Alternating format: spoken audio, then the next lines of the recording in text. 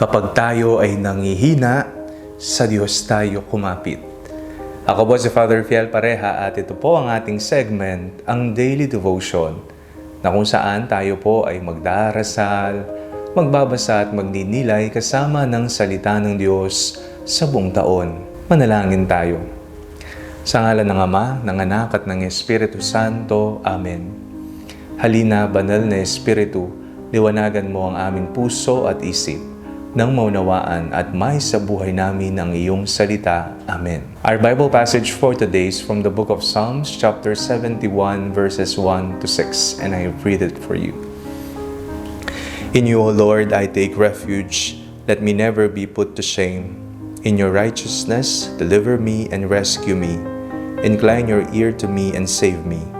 Be to me a rock of refuge, a strong fortress to save me.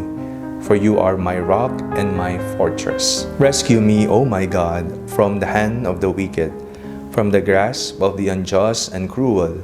For you, O Lord, are my hope, my trust, O Lord, from my youth. Upon you I have learned from my birth.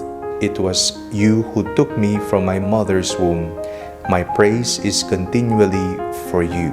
Lately po, ano po yung mga pinagdaraanan po ninyo na nakakapanghina? Nagbibigay ng kalungkutan, sakit sa puso, aligaga, pagkabalisa. Ano po ang pinagdadaanan ninyo ngayon? Ano po ang mga problema ninyo? Di ho ba nakakapanglambot? Minsan kapag iisipin mo pa lamang ang mga ito, napakarami. Pero tandaan po natin palagi sa mga pagkakataon na hindi na po natin kaya, tayo po ay magtungo sa Diyos. Ito po ang pagpapatotoo ng salmista sa ating pong binasa ngayong araw na ito. I take refuge on you, O Lord. Sa iyo lamang ako nagsasantong. Ikaw ang aking bato, ang muog na aking sasandalan.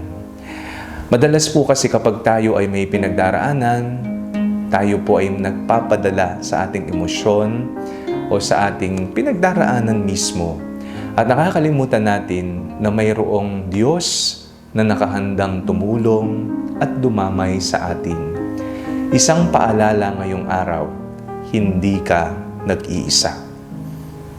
Maraming beses nadama mo na ikaw lang ang lumalaban sa buhay, pero tandaan mo, iwan ka man ng iba, pati ng mga nangakong mananatili sa iyo, ang Diyos kailanman hindi siya mangiiwan.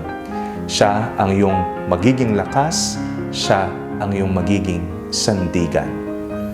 Manalangin tayo. Panginoong Jesucristo, maraming salamat po sapagkat hindi po kayo nang iwan. Higit lalo sa mga karanasan na nakala naming hindi naming mapapagtagumpayan. Amen. Sa ngalan ng Ama, ng Anak at ng Espiritu Santo. Amen.